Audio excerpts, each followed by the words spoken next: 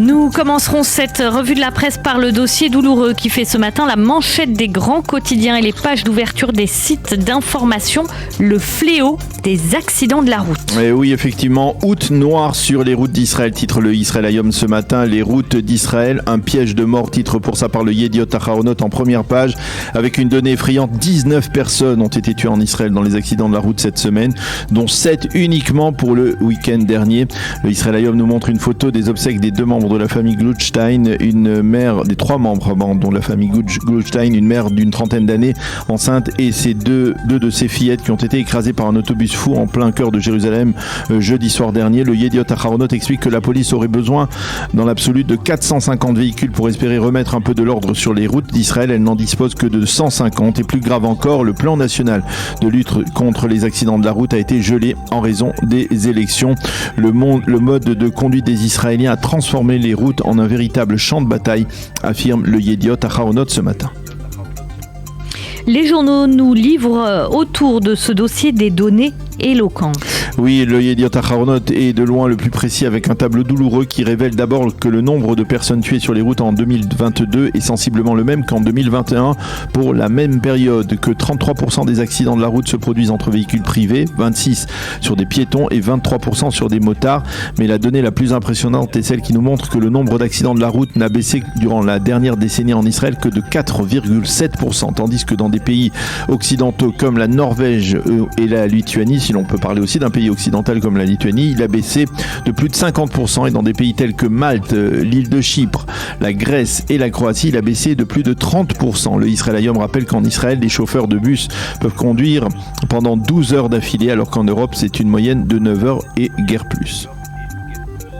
Alors Daniel, qu'écrivent les éditorialistes israéliens ce matin autour de ce fléau des accidents de la route? Udi Etzion dans le Yediot Aharonot parle du djihad, qui n'est cette fois pas islamique mais qui tue les Israéliens sur les routes du pays. Dimanche dernier, nous avons gonflé le torse en découvrant que d'hommes de fer avaient réussi à intercepter 96% des missiles tirés par le djihad islamique à partir de la bande de Gaza.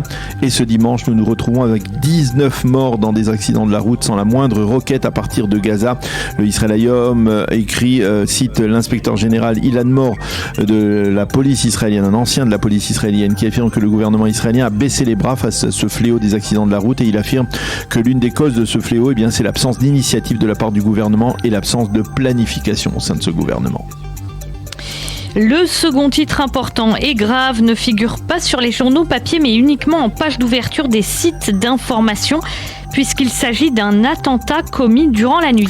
Oui, effectivement, nous en parlons depuis le début de cette heure d'actualité. Vers 1h30 du matin, un terroriste palestinien a ouvert le feu sur un autobus près du tombeau de David, sur le mont Sion, juste à l'entrée de la vieille ville de Jérusalem. Il a réussi à s'enfuir et a réapparu quelques dizaines de mètres de là dans le parking du tombeau de David, où il a ouvert le feu sur des passants. Au total, 8 blessés ont été recensés et acheminés vers les hôpitaux de Jérusalem. Le patron de la police israélienne et le maire de Jérusalem se sont rendus sur place. Pour le terroriste, les sites d'information annonçaient que le terroriste avait réussi jusque-là à s'échapper, mais depuis quelques minutes, on a appris qu'il a été rattrapé et arrêté par les forces de sécurité quelque part dans le quartier, dans le village de Silouane, en contrebas des murailles de la vieille ville de Jérusalem. Et puis on a appris, je vous le disais, qu'une mère enceinte a été blessée dans cet attentat, et que les secouristes, en tout cas les médecins à l'hôpital l'ont fait accoucher d'urgence. Son bébé est dans un état grave et instable. Voilà ce que l'on peut dire à l'heure actuelle sur cet attentat. L'agression contre Salman Rushdie fait aussi ce matin l'un des titres importants dans les quotidiens et les sites d'information israéliens. Oui, les quotidiens reviennent sur les coups de couteau au cœur de la liberté d'expression, pour reprendre une image répétée depuis cette attaque contre l'écrivain, des versets sataniques. Les journaux citent le Premier ministre israélien Yair Lapid, qui a condamné fermement cette attaque. C'est une attaque contre les libertés, contre nos valeurs, a-t-il dit. Elle est le résultat de décennies d'incitation à la haine conduite par le régime de Téhéran. Fin de citation. Le Haaretz revient en détail sur la carrière impressionnante de Salman Rushdie. Le Israël Hayom cite un extrait de l'interview que Salman Rushdie lui avait accordé en 2020 à l'occasion de la sortie de son livre La Maison Golden. Beaucoup ne seront pas désolés si je meurs, avait dit à l'époque Salman Rushdie. Et Amnon Lord reprend en partie les propos de Yair Lapid pour écrire ce matin dans son éditorial, toujours dans le Israël Hayom, cette agression est l'expression d'un mépris radical pour les valeurs occidentales et de constater que c'est souvent des étudiants musulmans qui étudient dans des universités occidentales qui s'identifient le plus au fondamentalisme islamiste.